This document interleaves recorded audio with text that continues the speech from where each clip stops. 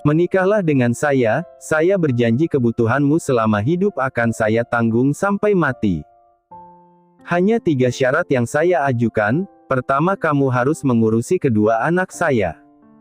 Kedua, sayangi mereka selayaknya kasih sayang ibu kepada anaknya. Dan ketiga, jangan ada niat untuk melahirkan darah dari keturunan saya.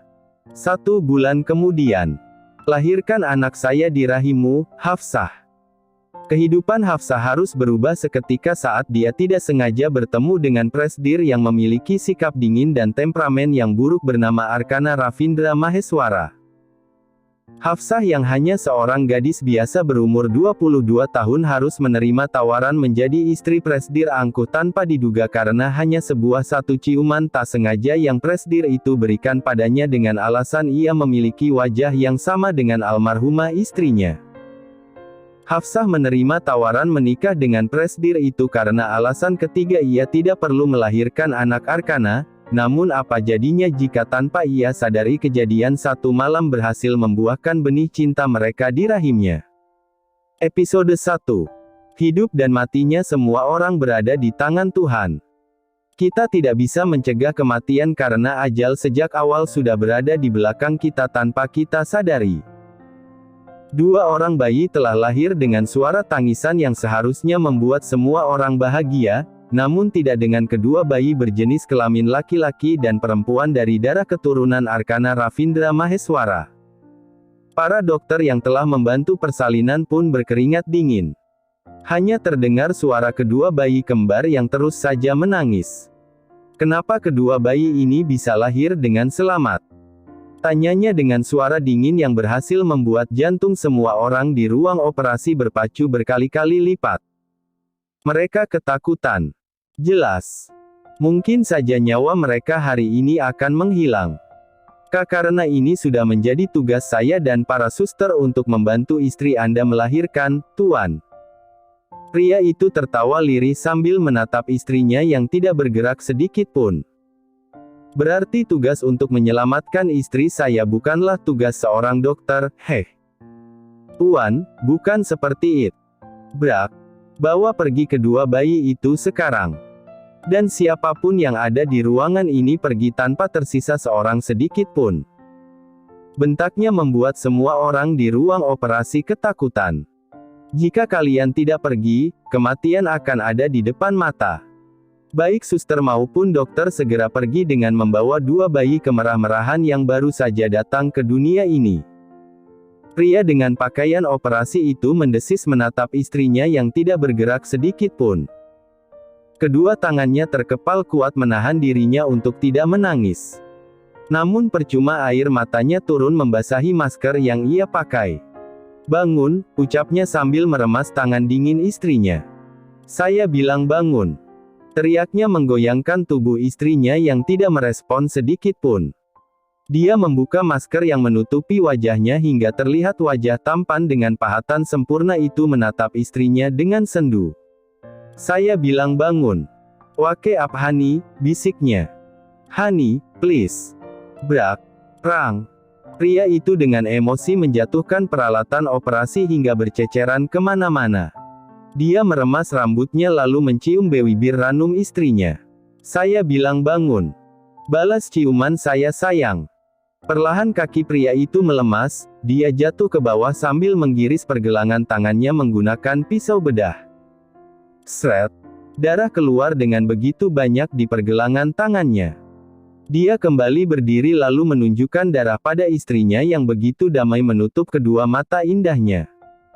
Lihatlah pergelangan tangan saya terluka, bukankah kamu tidak menyukai tubuh saya terluka sedikit pun? Tapi luka ini tidak sebanding dengan luka di hati saya jika kamu benar-benar meninggalkan saya. Dia menangis, meraung tidak mau kehilangan istri yang sangat ia cintai malah mati meninggalkannya. Kamu kuat. Jangan meninggalkan saya dengan kedua bayi yang kamu lahirkan. Kamu seharusnya tidak meninggalkan saya dan anak-anak kita. Saya mohon. Bangun Dek. Kedua mata Hafsah seketika terbuka, napasnya terengah-engah.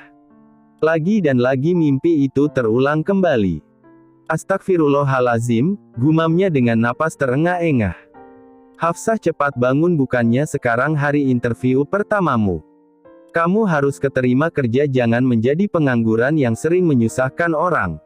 Teriak seorang wanita menor dengan roll rambut di atasnya tengah berkacak pinggang di depan pintu.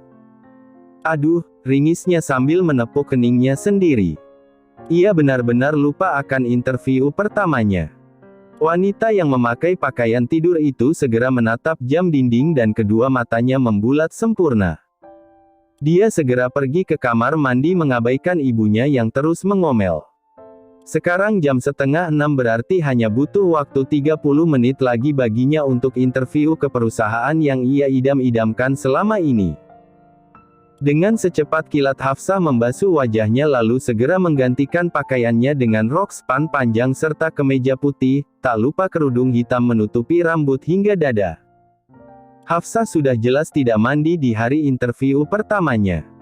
Sudahlah, waktunya tidak lama lagi, ia harus mencari taksi dan segera sampai ke perusahaan yang seminggu lalu ia lamar. Ibu. Hafsah pergi dulu. Assalamualaikum. Waalaikumsalam. Sana buruan, kamu pulang ke rumah, harus keterima karena bayaran kos belum dibayar 5 bulan ini. Perempuan berkerudung hitam itu dengan cepat berlari. Untung saja tenaganya kuat walaupun ia tidak sarapan. Kenapa taksi semuanya penuh?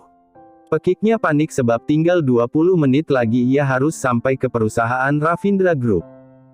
Ya Allah, mudahkanlah segala urusanku. Hari ini aku harus tepat waktu pergi interview. Aku sudah menunggu waktu ini tiba seminggu lalu. Taksi. Teriaknya saat melihat taksi kosong dan belum ada penumpang sama sekali. Hafsah akan berlari ke taksi tersebut namun langkahnya harus terhenti karena pandangannya tidak sengaja melihat seorang anak perempuan tengah menangis di sisi jalan. Oh ya Allah, aku harus bagaimana ini? Pada akhirnya Hafsah berlari ke kiri di mana anak perempuan itu sedang menangis. Dia berjongkok menyamakan posisi tubuhnya dengan anak itu. Hei anak manis, kenapa kamu menangis? Atut Hicks. Ayah ama Abang Pelgi, Ishak, anak perempuan berumur 4 tahun yang masih tidak lancar dalam berbicara. Bagaimana jika kakak membantu kamu mencari ayah dan abangmu itu? Tawar Hafsah. Dia iba melihat anak perempuan ini, apalagi ia tidak tega anak kecil ketika menangis. Beneran? Tanya anak perempuan itu sambil mendonggak. Kedua mata bulat berwarna hitam terang membuat Hafsah terpesona. Matanya sangat indah sekali. Sedangkan anak perempuan itu tertegun lalu memeluk erat leher Hafsah. Bunda. Hicks, Bunda kemana aja selama ini? Hafsah mengerjap lalu mundur sebab anak perempuan itu memeluk lehernya dengan erat. Bunda. Ya kali ia memiliki anak, umurnya saja baru 22 tahun dan baru lulus S1 dari jurusan manajemen. Hafsah suka bisnis karena nanti menghasilkan uang banyak untuk diberikan pada ibunya agar tidak terus mengomel padanya. Jangan panggil saya Bunda, panggil kakak saja, saya bukan bunda kamu. Ndak. Bunda adalah Bunda Hazlil. Jangan Pelgi lagi Bunda. Anak perempuan ini pasti sangat merindukan kedua orang tuanya yang berpisah terutama pada ibu kandungannya. Ayo kakak cari keluargamu. Hafsah menggendong anak perempuan itu dari depan karena sepertinya tangan kecil anak itu tidak mau lepas dari lehernya. Nama kamu siapa tadi? Hazlil, Bunda. Oh Hazlil. No. Bukan Hazlil, Bunda. Hafsah terdiam sejenak, anak ini tidak bisa menyebut huruf R sepertinya. Hazril bukan. Benar Bunda. Lagi-lagi nama Bunda terdengar membuatnya meringis. Kalau kamu terus memanggil kakak dengan sebutan Bunda, kakak gak akan carikan orang tua kamu, bagaimana? Telselah Bunda, Hazlil mau ikut ama Bunda kemanapun Bunda Pelgi. Hazlil ndak mau sama ayah, dia jahat. Aduh anak manis, kakak bukan bundamu. Sekali lagi kamu anggap kakak bundamu, kakak tinggalin nih, ancam Hafsah. Kedua mata Hazril berkaca-kaca siap akan menangis dan akhirnya benar saja anak itu menangis membuat Hafsah panik. Mbak, kalau punya anak itu disayang bukannya malah buat anaknya nangis, ucap seorang ibu-ibu yang lewat.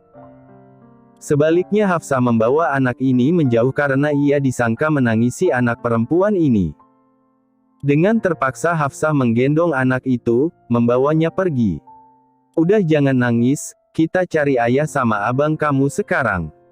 Hazril mengangguk sambil menggenggam ujung kerudung wanita yang dia anggap bundanya itu. Bunda itu ayah sama abangku. Tunjuk Hazril ke arah seberang jalan. Abang Hazril. Teriak Hazril dari seberang jalan. Tangan kecilnya melambai-lambai supaya ayah dan abangnya bisa melihatnya. Di seberang sana ayah sama abangmu? Tanya Hafsah memastikan. Hazril mengangguk 2 kali dengan penuh semangat. Kalau gitu ayo kita nyebrang, ucapnya ketika melihat pria berjas hitam serta anak laki-laki yang sedang pria itu genggam tangannya. Hafsah berniat menyeberang namun kakinya terhenti saat tidak sengaja melihat jam tangan yang menunjukkan pukul 7 pagi. Gawat! Ia telat interview. Waktunya 10 menit lagi. Woi Hafsah! Teriak Namira, sahabat Hafsah, menepuk pundaknya. Kebetulan banget kamu ada di sini Namira. Aku minta bantuan, tolong antarkan anak manis ini ke pria yang sedang memegangi seorang anak laki-laki di seberang sana. Loh kok? Tolong banget ya, aku bisa telat interview ini. Hafsah memberikan Hazril pada sahabatnya itu lalu berlari ke arah taksi yang baru saja berhenti beberapa meter di depannya. Bunda. Hazril mau ikut Bunda, Hicks. Jangan tinggalin Hazril lagi. Jerit Hazril berusaha memberontak. Aduh si Hafsah malah kasih anak ini ke gue lagi, rutuk Namira sambil menggendong anak perempuan ini yang terus memberontak. Ayo kakak antarkan kamu ke ayah kamu. Nggak mau. Hazril mau sama Bunda, Hicks. Namira tidak suka anak kecil tapi sahabatnya itu malah memberikan anak kecil padanya. Awas saja jika nanti ia bertemu dengan sahabatnya itu ia akan mengomel. Namira akhirnya menyeberang jalan walaupun anak perempuan ini terus memberontak. Pak, apakah ini anak Anda? Tanya Namira sambil menurunkan Hazril dari gendongannya. Seketika pria yang sejak tadi menggenggam anak laki-lakinya membalikkan badannya. Namira seketika menahan napas, pria ini tampan sekali. Demi apapun aktor Korea kesukaannya pun kalah saing. Ini kali pertama Namira melihat pria tampan ini berada di dekatnya. Badan Namira kaku tidak bergerak sama sekali saking terpesonanya. Pria bersetelan jas hitam dengan kacamata hitam yang terpasang di hidung mancungnya, rahang tegas, bibir tipis, dan terakhir dada bidang yang Namira duga pasti di baliknya terdapat otot-otot yang membuat wanita sepertinya betah untuk menyenderkan kepalanya di sana. Kenapa ia baru bertemu dengan pria setampan ini? Ini anak N. Astaga, Hazril dari mana kamu? Ayah sudah bilang jangan keluyuran kemana-mana. Bentak pria bersetelan kantor itu dengan marah. Hicks. Ayah, Hazril mau Bunda. Isak Hazril menangis pilu. Ayah sudah katakan ratusan kali kalau Bunda kamu sudah mati. Namira mengerjap, pria ini seharusnya tidak meninggikan nada bicaranya di hadapan anak kecil. Oh maaf sebelumnya Pak. Ini uang karena sudah mengantarkan putri saya. Hazril ayo ikut sama ayah harus segera ke kantor. What? Perkataannya dipotong oleh pria tampan ini. Nggak mau. Hazril mau sama Bunda, ndak mau sama ayah. Bunda Hicks, Hazril mau Bunda. Hazril ikut sama ayah sekarang. Bentak pria itu menggendong Hazril sambil menarik anak laki-laki berwajah datar tanpa ekspresi dan pergi meninggalkan Namira yang melongo melihatnya. Pria tampan ini. Temperamennya sangat buruk. Cek. Pria itu tampan tapi temperamennya buruk sekali. Aku penasaran siapa istrinya, pasti istrinya harus memiliki karakter penyabar, ucapnya sambil menahan kesal, memasukkan selembaran uang merah yang pria itu berikan padanya. Namira akan pergi, namun terhenti saat tidak sengaja menginjak dompet. Dia menatap sekitar lalu mengambil dompet itu. Dengan penasaran Namira membuka dompet itu. Cek. Ternyata dompet ini punya pria temperamen buruk itu. Tunggu. Namanya Arkana Ravindra Maheswara. Teriak Namira memekik heboh. OMG. Hafsah menolong orang ternama di kota ini. Cepat-cepat Namira mengambil ponsel lalu mengambil foto kartu identitas pria itu di dalam dompet. Dia mengirimkan fotonya ke nomor ponsel Hafsah. Ternyata benar Arkana Ravindra Maheswara, pria itu 4 tahun pergi ke Amerika dan sekarang telah kembali. Waktunya sudah habis, dengan cepat Hafsah membuka pintu ruangan manajer di depannya. Brak. Akhirnya ia sampai di ruang interview. Napasnya terengah-engah, peluh keringat sebiji jagung di keningnya terlihat menandakan dia begitu lelah berlari. Selamat pagi Pak. Maaf saya telat karena ada urusan yang harus saya selesaikan. Tidak sopan, ini pertama kalinya saya datang ke perusahaan saya sudah melihat karyawan yang tidak mengetuk pintu ketika masuk ke ruangan saya. Hafsah meringis, ia lupa mengetuk pintu saking paniknya tadi. Dia dengan takut-takut mendekat ke pria yang duduk membelakanginya. Sepertinya saya hanya telat beberapa menit, Pak, jadi tidak masalah, kan? Alis pria yang memunggungi Hafsah itu mengernyit. Dia yang fokus pada dokumennya pun seketika teralihkan. Tunggu. Suara itu sepertinya seorang wanita dan sepertinya salah memasuki ruangan. Tidak masalah katamu. Di perusahaan saya telat 5 detik pun mereka akan saya pecat. Sementara di posisi Hafsah, ia meneguk ludahnya kasar. Maafkan saya Pak Manajer.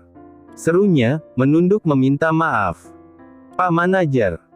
Bibir pria itu menyeringai, benar ternyata wanita itu sepertinya ingin interview dan salah memasuki ruangan. Tadi malam kebetulan manajernya mengatakan dia akan melakukan interview kepala calon karyawannya. Duduk.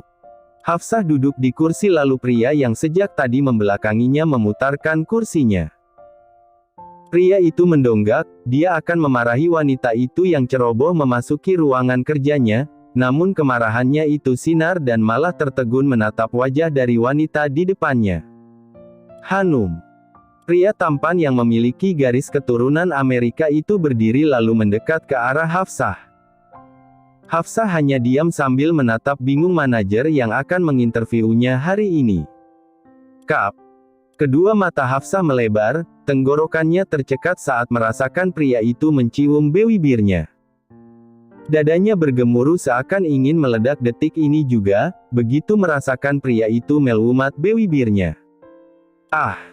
Apa yang Anda lakukan Pak Manajer? Buk. Hafsah menendang alat sensitif pria itu 2 kali hingga dia terjatuh ke lantai. Berani-beraninya Anda mencium bibir saya. Teriaknya histeris sambil mengusap selaiva di bibirnya dengan kasar. Hanum. Hanya nama itu yang lagi-lagi dia sebut membuat emosi Hafsah meluap-luap. Saya bukan Hanum. Saya Hafsah Anindya, Pak. Plak. Setelah menendang alat sensitif pria itu, Hafsah menamparnya hingga menimbulkan bekas di pipi kiri pria itu. Hafsah pertama kali dilecehkan seperti ini. Apalagi ini ciuman pertamanya. Ya Allah. Dirinya benar-benar sangat berdosa. Astagfirullah. Bukannya marah pria itu malah menatap Hafsah dengan pandangan berkaca-kaca. Kamu kemana aja selama ini? Mohon maaf Pak, kita baru pertama kali bertemu jadi saya tidak tahu siapa Anda. Berhenti berbohong. Betapa frustasi saya selama ini karena kamu tidak ada di sampingku Hanum. Pria ini. Apakah sudah gila?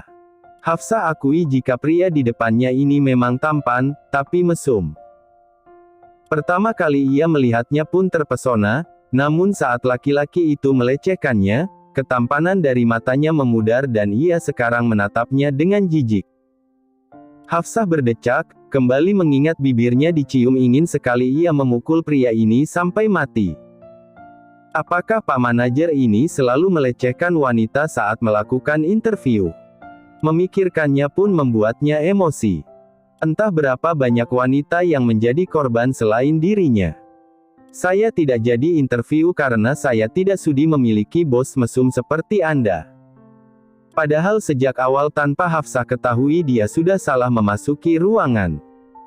Orang-orang selalu mengagumkan dan ingin bekerja di perusahaan besar ini, tapi mereka tidak tahu betapa bejatnya pria di perusahaan ini dan salah satunya pria di depannya ini. Dia itu mesum dan sudah hilang akal. Jika saja ia tahu ada pria mesum di perusahaan sebesar ini, ia tidak akan melamar kerja. Tunggu, kamu mau kemana? Jangan sentuh tangan saya, teriak Hafsah penuh emosi. Sebelum keluar ia kembali menamparkan wajah pria itu karena belum puas. Plak. Tamparan ini tidak sebanding dengan Anda yang mencium bibir saya. Plak. Dan tamparan terakhir ini balasan karena pastinya bukan saya wanita yang pertama Anda cium. Itu balasan dari wanita-wanita yang Anda lecehkan seperti saya. Setelah puas melampiaskan emosinya, Hafsah pergi sambil menutup pintu dengan kencang. Brak. Hah, pria itu menghela napas panjang. Wanita itu gila. Cek. Ternyata saya salah, dia bukan istri saya. Istri saya selalu anggun, beda jauh dengan dia. Pria yang bernama Arkana itu telah membaca satu persatu identitas mengenai wanita yang sudah berani menamparkan dan menendang aset berharganya. Tapi bibirnya. Arkana menjilat bibir bawahnya, bibir wanita itu manis seperti Hanum. Sit. Sadarlah Arkana. Hanummu sudah meninggal. Arkana mengelus pipinya yang memerah. Wanita itu berani-beraninya menamparkan dan menendang aset berharganya. Awas saja, ia tidak akan mengampuninya. Dret dret dret. Bunyi deringan ponsel terdengar membuat Arkana duduk di meja kerjanya. Dia meringis ngilu merasakan bagian bawahnya berdenyut nyeri. Dibandingkan tamparan yang dilayangkan 3 kali oleh wanita gila yang bernama Hafsah itu, tendangan dari wanita itu lebih sakit. Ada apa? Cepat katakan. Maaf Tuan Arkana, kedua anak Anda menghilang. Oh shit. Wanita tidak becus. Sudah saya katakan jangan sekali-kali kamu lengah. Maafkan saya Tuan, saya lalai. Arkana mematikan sambungan teleponnya, dia berdiri sambil mengeram kesakitan. Dia segera menghubungi sekretarisnya. Farhan, cari kedua anak saya sekarang. Teriaknya saat sambungan telepon diangkat oleh Farhan dan Arkana mematikan dengan segera. Perusahaan Ravindra Group. Jika mendengar nama itu pasti semua orang tahu perusahaan besar yang sukses mengelola berbagai cabang hotel dan villa di mana-mana. Cita-cita Hafsah dari SMA ingin sukses dan bekerja di perusahaan Ravindra Group, namun impiannya tidak mungkin terjadi. Kejadian beberapa menit lalu di ruangan manajer mesum membuatnya tidak ingin bekerja di perusahaan ini. Astagfirullah, pria itu benar-benar menjijikan. Jika aku melihat manajer itu lagi, aku pastikan akan menendang aset berharganya lagi sampai dia mati. Hafsah mengusap wajahnya lalu menggosok-gosok bibirnya menggunakan air. Dia mendonggak lalu menatap wajahnya di balik cermin. Kedua matanya memanas. Ia dicium oleh pria yang bukan mahramnya. Sekuat mungkin ia menahan amarah yang ingin meledak. Astagfirullah, tenang Hafsah, semuanya pasti akan baik-baik saja, dan serahkan dosa yang telah kamu perbuat pada Allah, gumamnya menyemangati. Ia merapihkan kerudung pasminanya lalu keluar dari toilet wanita. Ia masih berada di perusahaan Ravindra Group. Setelah keluar dari ruangan manajer mesum itu, ia pergi mencari toilet untuk membasuh wajahnya. Hei anak-anak bodoh, sebaiknya minta maaf pada saya sekarang. Berani-beraninya kalian menyiram baju mahal saya. Alis Hafsah mengernyit, dia yang baru saja keluar dari toilet mendengar suara asing. Dengan penasaran Hafsah berjalan ke asal suara dan kedua matanya melebar melihat wanita dengan pakaian seksi ingin menamparkan seorang anak laki-laki yang melindungi anak perempuan yang ia kenal. Hafsah segera berlari lalu dia yang harus menerima tamparan dari wanita itu. Plak. Sialan, kenapa harus kamu yang saya tampar? Minggir, saya harus memberikan pelajaran pada kedua anak nakal ini. Heh. Ucap Hafsah mengusap pipi kanannya yang berdenyut nyeri. Plak. Hafsah membalas menamparkan wanita seksi itu dengan kencang hingga tangannya kesakitan. Kamu, apa? Berani-beraninya kamu melakukan kekerasan pada anak kecil. Pergi. Jika tidak saya akan laporan kamu ke polisi atas tindakan penganiayaan. Kedua mata wanita seksi itu membulat seketika, dia menghentak-hentakan kakinya ke lantai lalu pergi tanpa meminta maaf. Hafsah hanya bisa menghela napas, untung saja dia dengan cepat datang jika tidak kedua anak ini akan terluka. Bunda. Hafsah seketika membalikan badannya, bibirnya tersenyum seketika. Halo Hazril, kita ketemu lagi. Hiks, Hazril, kila Bunda Pelgi.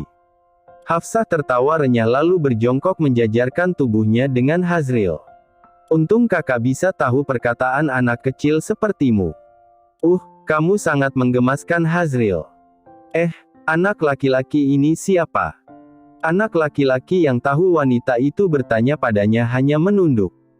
Sejak tadi dia terus menunduk dan tidak melihat wajahnya. Ini abang aku Bunda. Namanya Azril. Maksudnya Azril. Tanya Hafsah memperbaiki namanya. Hazril mengangguk dengan semangat. Abang lihat ini Bunda, jangan terus menunduk begitu. Azril seketika mendongak, dia menatap seorang wanita cantik berkerudung hitam di depannya. Wajahnya tetap saja datar tanpa ekspresi membuat Hafsah tertegun. Namun tidak hanya itu saja, Hafsah tersentak saat anak laki-laki itu memeluknya dengan erat. Dia melihat dengan jelas mata kecil anak laki-laki itu memperlihatkan ketakutan walaupun wajahnya tanpa ekspresi sekalipun. Siapa kedua anak kembar ini? Tuan muda, Nona muda. Akhirnya saya menemukan kalian berdua. Hafsah segera berdiri, dia mundur saat melihat pria berkemeja putih berlari ke arah mereka. Sepertinya ia harus pergi karena kedua anak itu sudah ada yang menjaga. Bunda jangan pergi. Tahan. Hazril menatap Hafsah dengan mata berkaca-kaca. Sedangkan Azril diam saja sambil menggenggam ujung gamis Hafsah agar tidak pergi. Aduh, bagaimana ini? Gumam Hafsah menunduk malu sebab pria berkemeja putih itu semakin mendekat ke arah mereka. Gini deh, ini kakak punya coklat, jika kalian berdua melepaskan kakak, suatu saat nanti jika kita bertemu kakak akan memberikan kalian hadiah, bagaimana? Mau? Akhirnya. Segera Hafsah memberikan kedua anak itu coklat dari tas kecil yang ia bawa sejak tadi. Namun saat ia memberikan coklat pada anak laki-laki yang bernama Azril, dia menggeleng tidak mau. Hei, kamu tidak suka coklat? Bang El ndak suka makan manis Bunda. Dia sukanya makanan snack. Kebetulan sekali ia bawa snack pengisi kegabutan untuknya mengunyah. Ia segera memberikan snack pada anak laki-laki itu namun ternyata tidak mau. Kap. Tidak ada cara lain selain mencium pipi anak laki-laki itu. Hafsah memang selalu mencium anak kecil karena hanya itu yang membuat mereka luluh setelah ia memberikan coklat. Anak baik tidak pernah menyusahkan orang lain. Bantu kakak ya, sepertinya kalian berdua tengah dicari oleh orang-orang, bisa gawat jika nanti mereka mengira kakak menculik kalian. Tangan anak laki-laki itu terlepas dari gamisnya, segera ia berlari pergi meninggalkan mereka berdua. Tuan muda dan Nona muda tidak apa-apa, kan? Seru Farhan dengan napas terengah-engah. Kami ndak apa-apa kok paman. Syukurlah. Ayah kalian mengamuk pada semua karyawan untuk mencari kalian berdua. Lain kali jika kalian ingin pergi, jangan pergi kemana-mana. Tante Windy membosankan kalau diajak main. Dia terus saja mengoceh menyuruh Hazril dan Abang El untuk mengatakan pada ayah agar Tante Windy untuk menjadi istrinya ayah. Memangnya istri itu apa paman? Sebaiknya kita pergi dari sini, ayah kalian khawatir di lantai atas. Hazril cemberut karena pertanyaan diabaikan. Paman Farhan nyebelin. Terima kasih sudah menonton, guys. Jangan lupa klik like jika kalian menikmati cerita ini, subscribe untuk update konten seru lainnya, dan tinggalkan komentar di bawah tentang apa yang kalian pikirkan atau cerita apa yang ingin kalian dengar selanjutnya. Dukungan kalian sangat berarti. Sampai jumpa di video berikutnya.